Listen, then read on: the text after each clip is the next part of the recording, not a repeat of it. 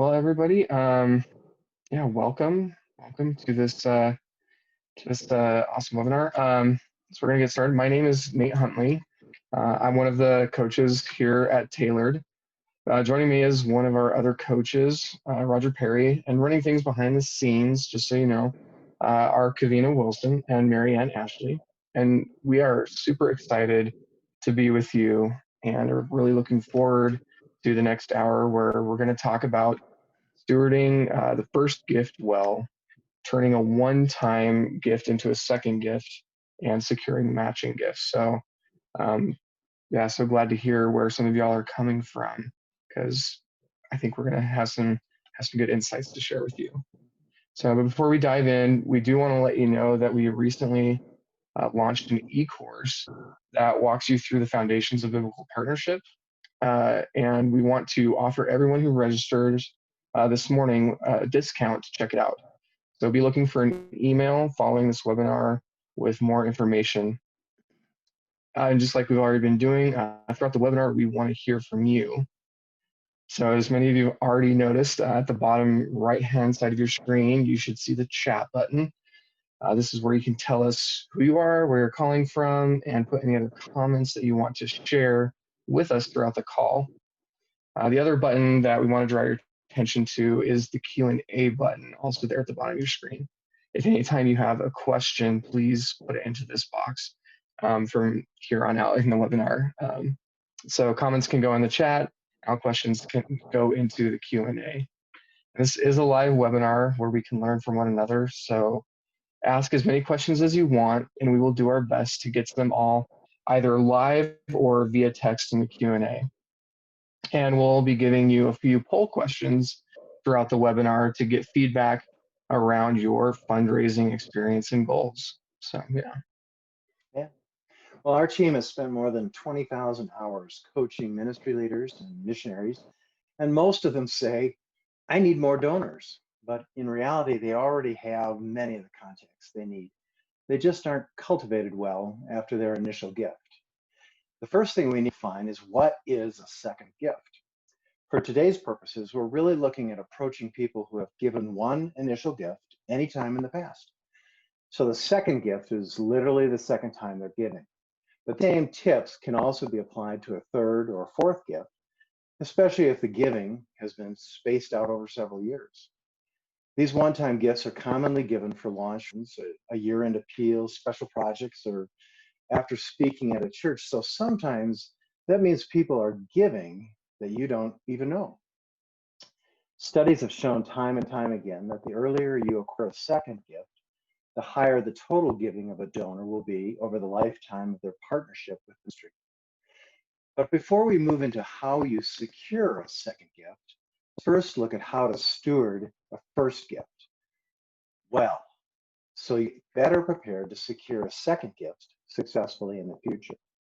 Which takes us to our first poll question. Here we go. How do you usually respond when someone gives an initial gift? I thank them personally by phone. I thank them personally in writing or email or a card. They get an auto thank you from my donors.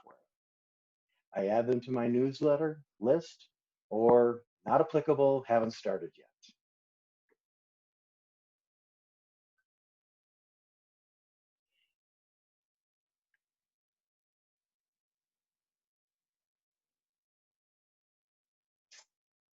So giving you a chance just to make an indication. Each of these things are great. So let's dive into some more detail. Nate? Yeah. All right, so as Roger already said, oh, hey, there we go, poll results. Good. All right. That's great. Thanking them personally in writing. That is so good to hear. 96%. Yep. I'm in with that. That's awesome. That is awesome. Yeah, so the key is you got to have a good foundation first, right? And so that's stewarding the first gift well. So treating the first donation as the beginning of a long-term relationship. That's key. Anyone prompted to give, we believe, is led by the Holy Spirit to make an impact, whether they know it or not. So expressing gratitude and treating them like they are important, not just for financial reasons, but as a fellow investor in kingdom impact, is vital to build a strong relationship. And there are a few important ways to do that. And the first thing is you want to personally thank the donor within 48 hours. So studies have shown that when you thank someone within 48 hours, they are 4 times more likely to give a second gift. Not only that, studies have shown that they are likely to give up to 50% more than the first gift, and that is huge. So, what are some personal ways you can thank the first time donor?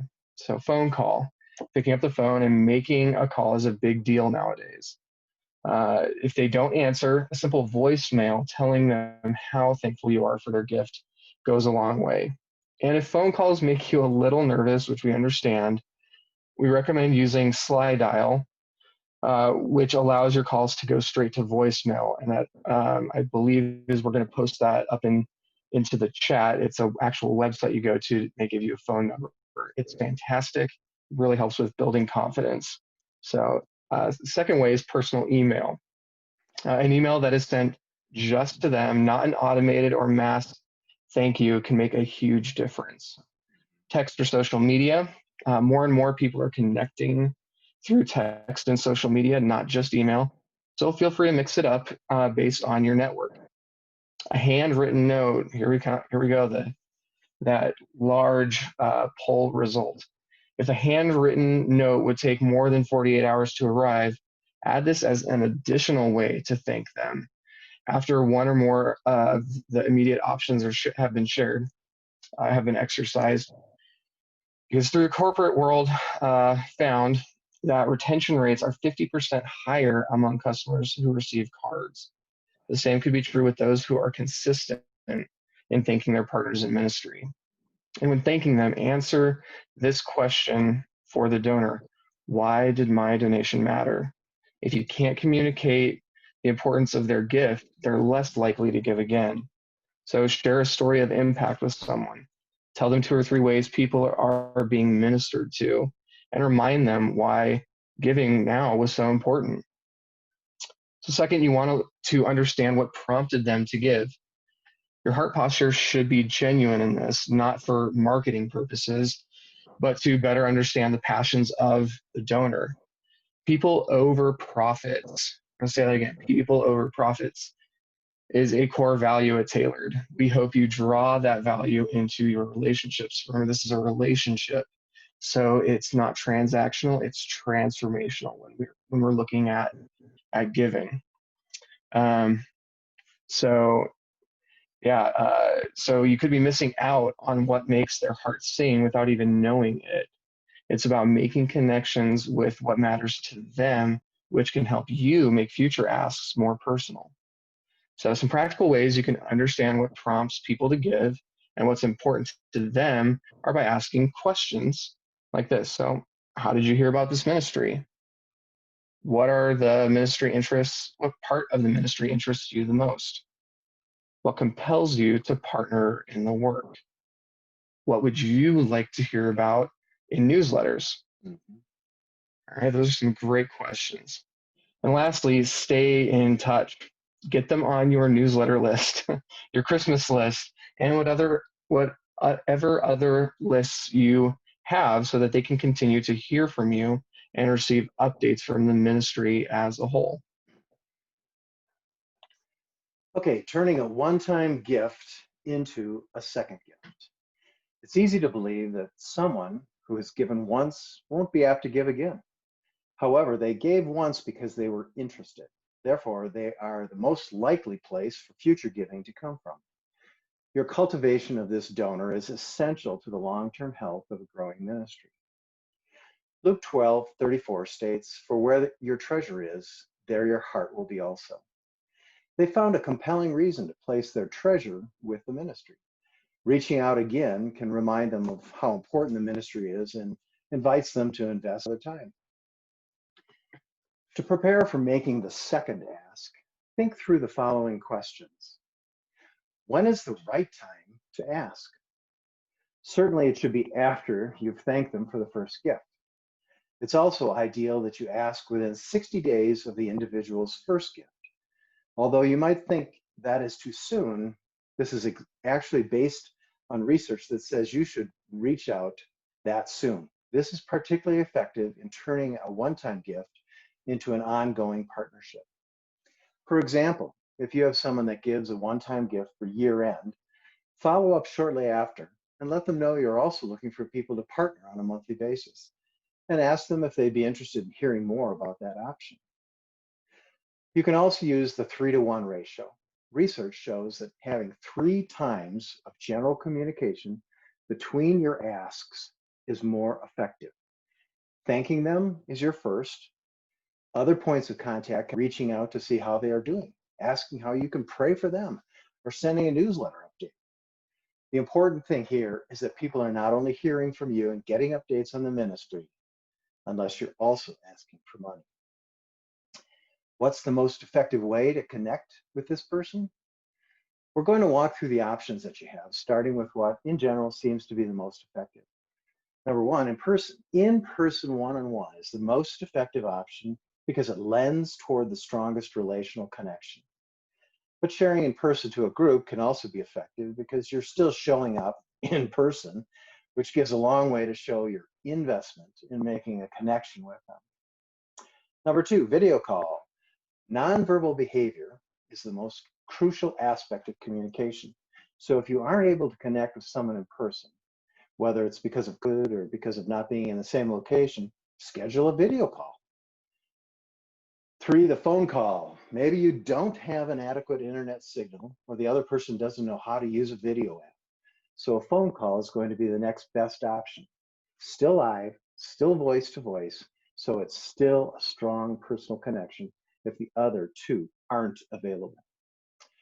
And lastly, written communication. This could be a physical letter, an email, a social media message, pretty much whatever form you think is going to be the easiest for them to respond to, and should really only be used if the other options are not available to you or that person. What do I know about this person that will help me personalize the ask? What were the circumstances surrounding their initial gift? Think back. Was it for a special project, an opportunity, something you communicated about? How much did they give before? That could impact what you ask for the next time. And what did I learn about their passions and interests that can tie into what we're raising funds for this time around? What do I want to ask them for? First, consider if you are asking for another one-time gift or an ongoing partnership. If it's a one-time gift, it's ideal to tie it to something as specific as possible. This could be for your launch funds or a car or materials for a weekly study for your team of hosts, etc.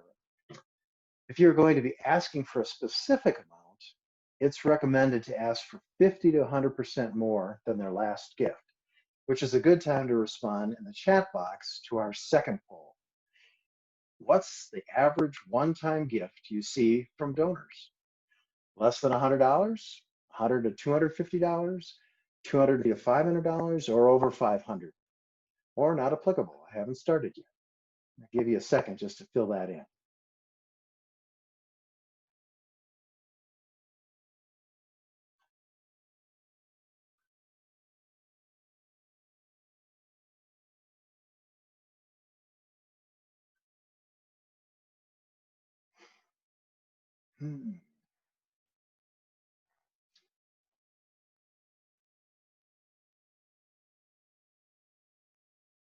Okay. Looks like 100 to 250 takes the top spot, and 250 to 500 just a little bit behind it. That's pretty standard. That's what we see. Well, good. So going off of some of these numbers, if they gave 250 before, don't ask for another $250. Encourage them to consider giving between 375 and 500. This also helps you get a better idea of what their capacity is. If they say no, then there's a good chance 250 is their max. But if they more, now you know their capacity is higher than you may have initially thought. If you are asking for an ongoing partnership, make sure you've clearly communicated the ultimate impact the ministry is looking to have and what you're doing to see that come about. Otherwise, you're essentially asking them to just give to you instead of inviting them to invest in the good work being done. Right. Fantastic. Thanks, Roger. All right, And so if you got questions, throw them in the Q&A.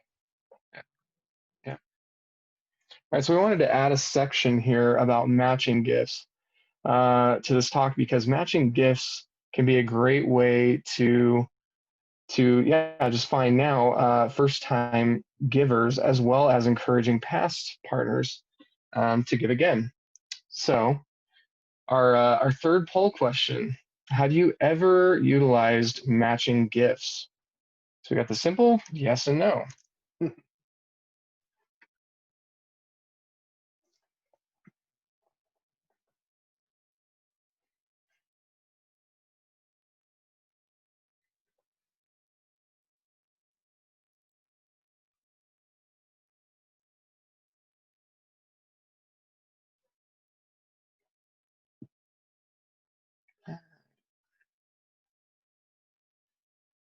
There we go. Wow, that's a big result, 84%. That's all right. Yeah. Well, hopefully we'll be able to help with brainstorming some ideas here. So for those of you who aren't aware, a matching gift is typically a one-time gift that is given by a church or individual donor that literally doubles the effect of a person's donation up to a certain amount. So though sometimes you can see the same church or individual do a matching gift year after year if asked. You'll often hear language like double your impact or every dollar doubled when somebody has a matching gift campaign, because that's exactly what's happening. For every dollar someone donates, your matching donor is going to give that same amount. But this is why there is also usually a cap, say $5,000 or $10,000, because their match will depend on their actual capacity. They don't want to promise to match and your campaign takes off and they can't afford it. That's just a terrible, that's just a huge nightmare situation for them, or can be. So when looking for a matching gift donor, the question isn't necessarily who do I know that can afford a large matching gift. That's that transactional mindset, which we're trying to move away from. But who is mission minded and generous and would like to encourage generosity in others through a matching gift? And I want to add on there, who is the person who's invested already in the ministry as well, going back to what we talked about with that first time gift. So communicating this is additionally important to those who are currently less engaged and give less frequently. This might be the very thing that gets them excited and helps them take more ownership in the mission, or the very thing that puts them back on your radar as someone who you should be investing in more and building more of that foundation of partnership. So how do we ask for a matching gift? The first thing is have a specific goal. So exactly how much are you looking to raise? Exactly how much are you asking them to match? What are you raising funds for? So think special projects. What opportunities do you have coming up that could generate a lot of excitement? A warm clothing drive to provide coats, scarves, and gloves could be the perfect opportunity for a time-sensitive matching gift for areas moving into colder weather. Other organizations may build homes for families in remote villages, and doubling the funds could mean indoor plumbing or extra room or simply more homes for more families. The second thing is communicate their impact. Let them know that their match will encourage generosity in others. By stewarding that matching gift well, we are able to double the impact and ultimately reach more needs of the people we're trying to serve.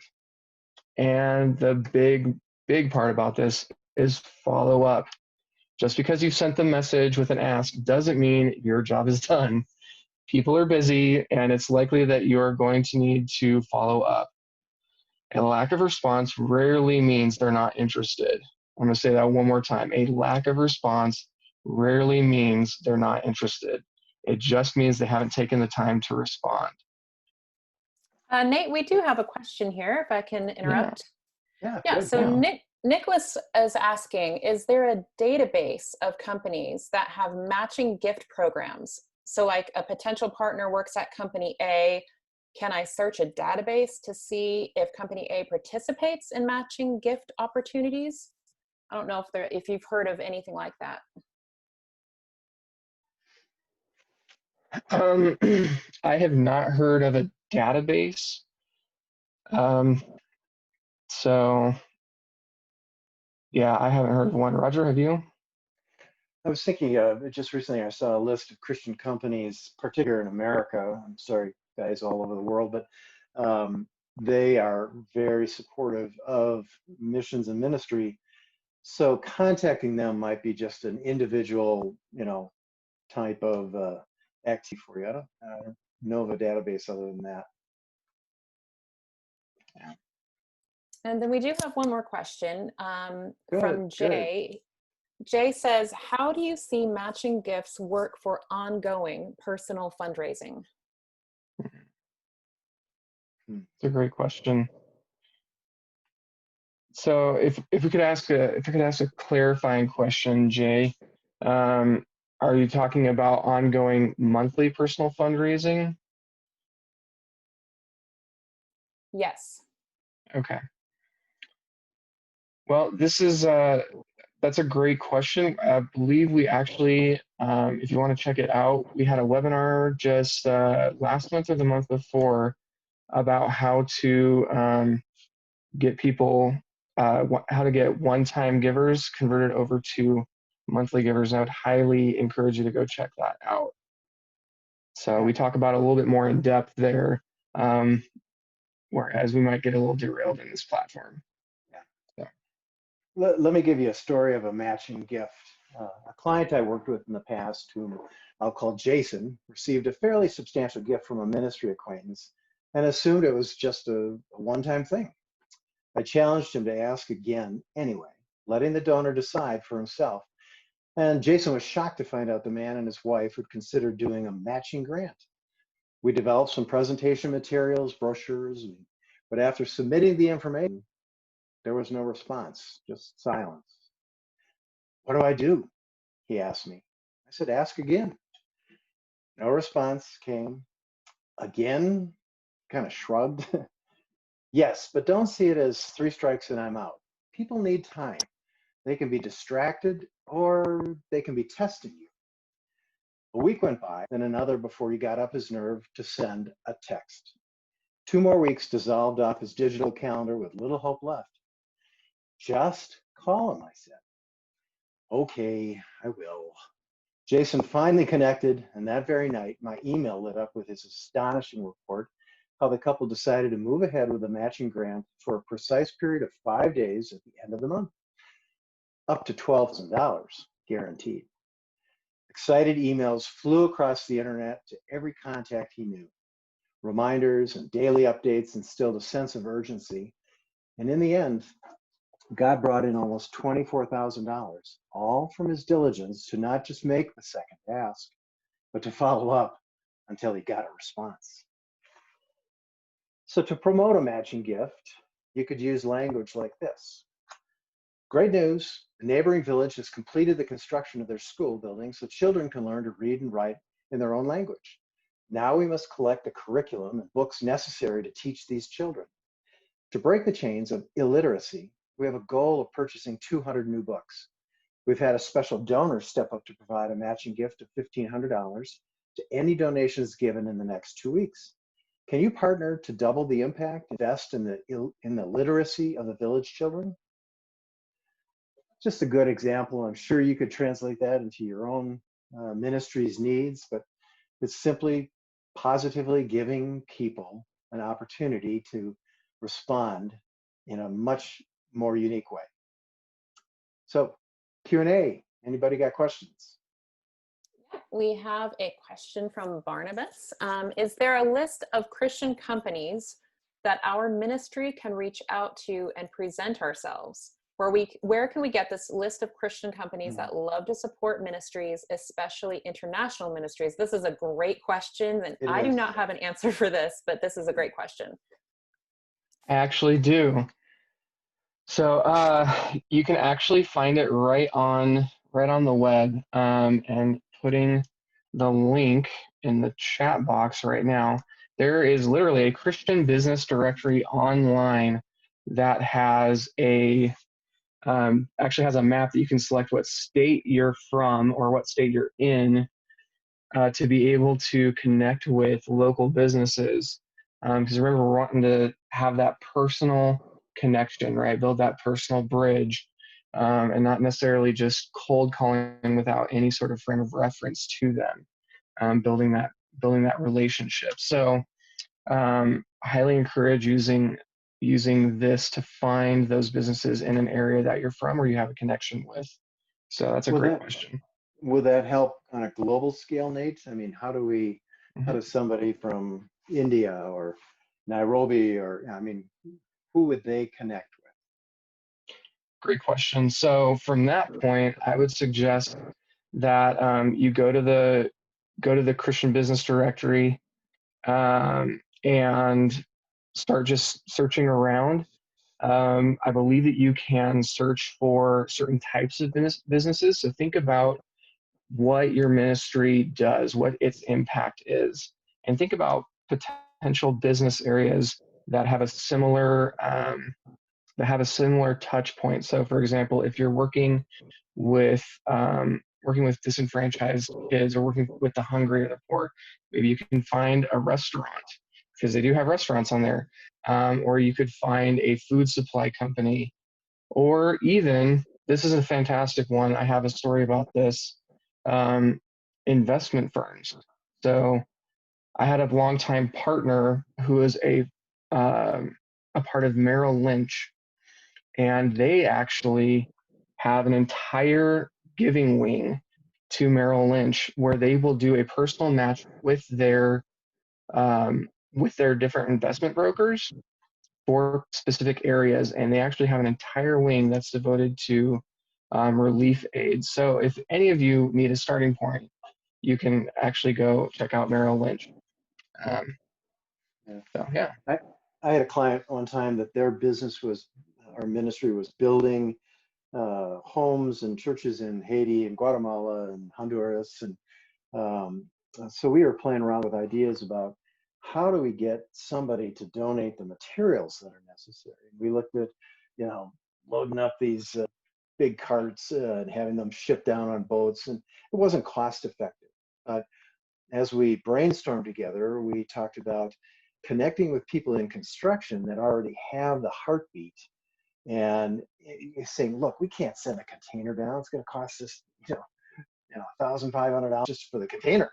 But could you contribute so that when we're down there, we can just buy those materials? And that worked.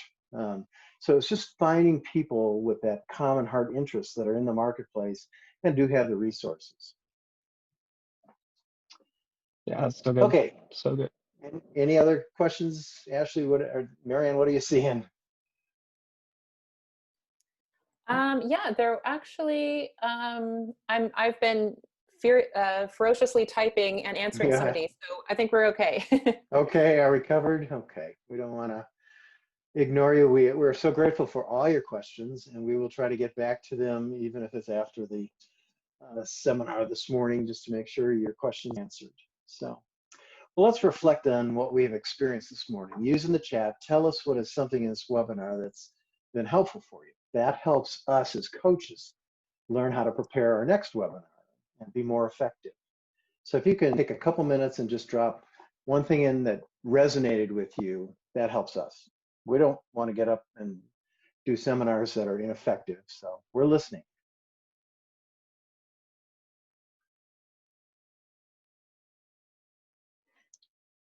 Oh, Deb, that's a great example there of that partnership.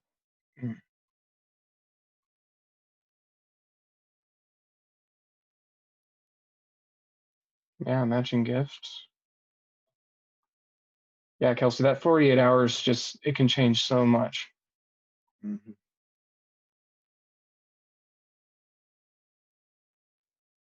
Yeah. Valerie, that's awesome. Yes, if you can if you can find that person that's that bridge builder, that you have that relationship with. We can't stress that relational importance enough. It should all start with relationship and the Holy Spirit. Yeah.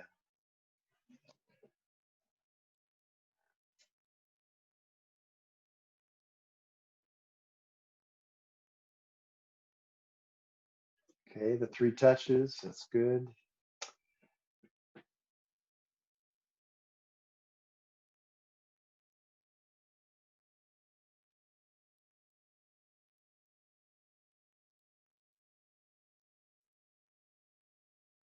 Yeah. Mm-hmm. Hi, Luigi. Good stuff. Yep, the sending thank you gifts within 48 hours. I know that sounds like, there's just too much going on. I can't do it. Find a way. It is huge. I had one client, their organization can process all the incoming uh, partner contributions that were happening for a month. 5, 6 weeks were going by. And it was like, no, no, no, no, no, no, this can't happen. You can't have somebody say, I'd like to partner with you and sign up, and then they never hear from you. And so if your organization gets a little bit behind, even call your organization and find out what's come in. I need to say thank you today. So that's so important.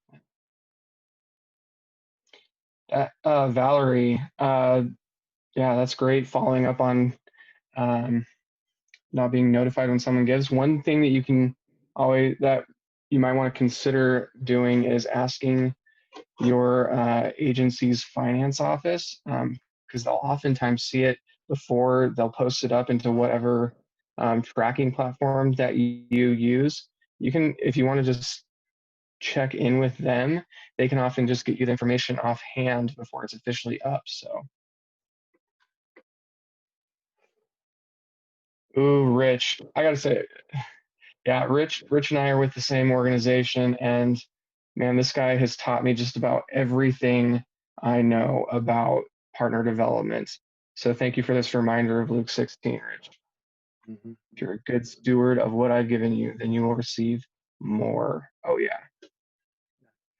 And another point along that line is to make sure that those that are investing in the ministry that you're a part of see that you are a good steward of all the resources that they're entrusting you. And that's a part for another seminar, maybe some, how do we communicate back to our partners the ways in which the resources are being used and effective use, because that's what keeps them on point. They feel like, yeah, what I'm giving, and maybe they think I can only do $100 a month, but if they believe that that $100 is really going to them, it keeps them giving. So that's a very important piece. Yeah. All right.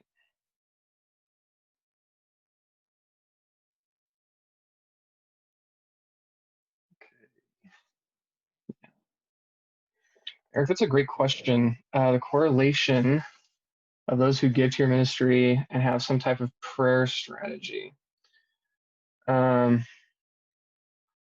Yeah, personally, I can say yes. I mean, I started praying about specifically, around this time of year, God, what is the big thing that you're trying to do in the ministry that we have and in the ministry that my wife and I are leading? And what is it that you have got that you want us to be asking people to join in, asking our partners to join in? So, a big thing, going back to what we talked about earlier, ask your partners questions to get clarification, and that can often bring validation to those prayers of, God, what is it that you want our ministry to do? What is it that you want the ministry to focus on? Your partners are called partners for a reason. So, yeah, not just donors, because donors, you're just getting money from them. It's not very much so a relational thing, but partners. So you're inviting feedback. You're going to that relationship and saying, what excites you? What do you think that God might be doing? What have you seen opportunity in? And that can often give you clarification and validation through your prayer, and that the Holy Spirit will bring. And boom, there you go. You might have a strategy just in that, in how you want to and how you need to move forward with special gifts. Yeah, good, Nate. Gordon says, how do you navigate a second gift now and then a year-end gift next month? Oh, that's always the challenge this time of year, because depending on your own timing schedule and ability to get those communications out, you may be working yourself up to a wall. But we always say, ask and then ask again if necessary. It's not going to hurt anybody. Not asking is what you don't want to develop that habit. So if you were to work on approaching those that have given you a one-time special gift somewhere in the last year or two and just kind of reconnecting with them, they might not really jump on board right away, but then when you send a year-end letter out, it might be, okay, I can do that. Yeah. And so sometimes it's just a sense of timing. We say do it if you can get it out before Thanksgiving, not just the morning of Thanksgiving. That would help. And then you're positioning yourself for right after Christmas doing a year-end. Yeah. And I want to say this, especially in this time of COVID, just something to throw out there as a perspective for everyone to consider. The idea that we've seen come up with a lot of people that we've been coaching is that, oh, well, we can't ask people to give because either they've lost their job or everything around COVID. It's just got everybody strapped and we don't want to add additional burdens. But consider this, is that people just might be looking for where God is working, because it's really hard in the midst of crisis, oftentimes, for people to truly see where God's at work. And they might not have they might not be seeing or being presented with the opportunities to know where God's at work, and then to be able to invest and join in where God's at work. And people are so desperate to know where God is at in all of this. And so people we've seen are in the midst of this, even a lot of times more generous, because they're wanting to be a part of where God's at work and be a part of that big story of hope and redemption and a different tomorrow, a better tomorrow, more of a kingdom on earth as it is in heaven tomorrow, than what a lot of folks have been experiencing right now around the world. So, so don't feel like you might be burdening people with more, but that you're giving them an opportunity to be a part of the change and to be a part of something different in what God is doing. So. Rich and Deb said, I can see myself going back to my home church and develop a matching challenge with them and one-time donors.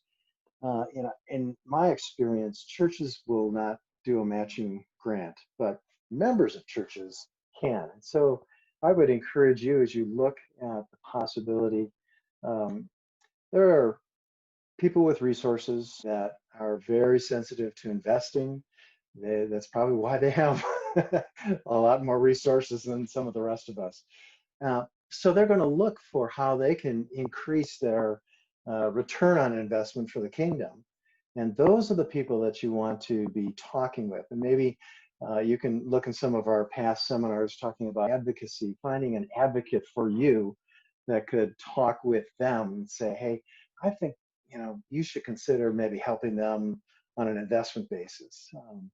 And so that's the church is going to think, no, I can't, we don't want to go overboard here. Most churches are barely making it right now, but there are very successful people in the marketplace. So take that approach. I think that will help you.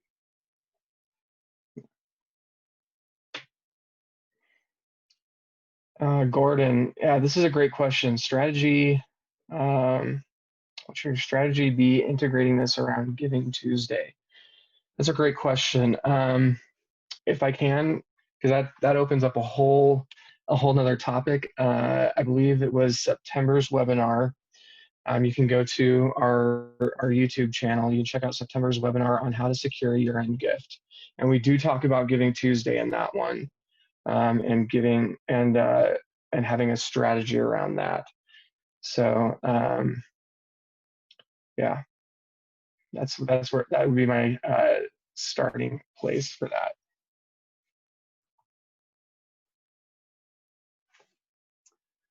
Okay, still got some more questions coming in, which is great.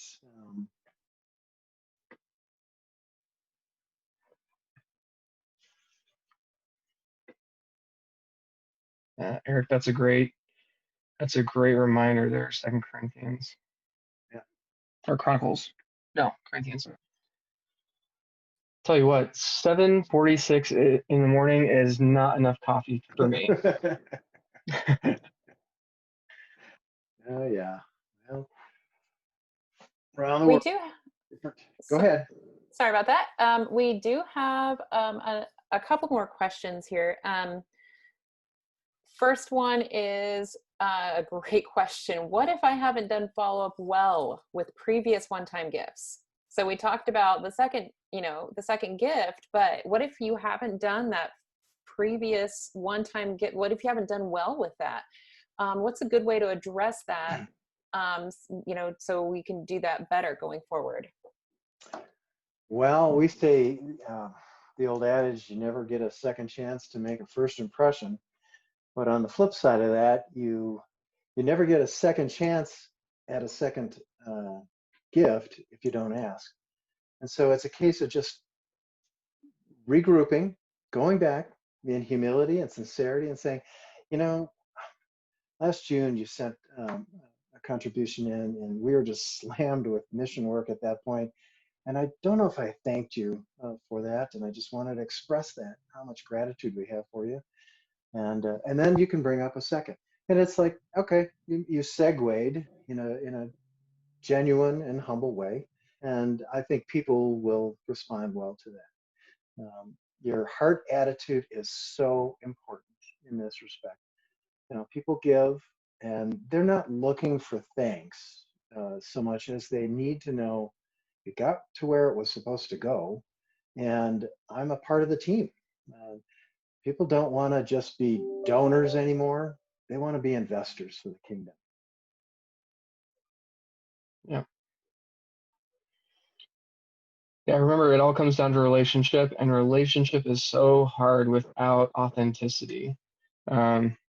So even if it wasn't a busy ministry season, just to piggyback on Roger, like even if it wasn't a busy ministry season and you just didn't have this mindset, it's okay to say like, hey, I recently had a paradigm shift in how I view you and how I viewed what you did in partnering with the ministry. And I just want to take the time to circle back and and just affirm you. Paul uses this language in 2 Corinthians, also in Philippians, where he wants to commend. So you come back around and commend them, and just be honest, because that's going to be the biggest thing that just fosters that foundation of relationship. So yeah.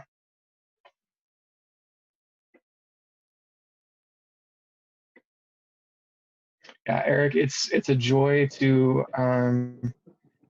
join you in the field. It's some of us are still missionaries ourselves here at Tailored, and we all have been there. So yeah, it's a joy to partner with you. Yeah.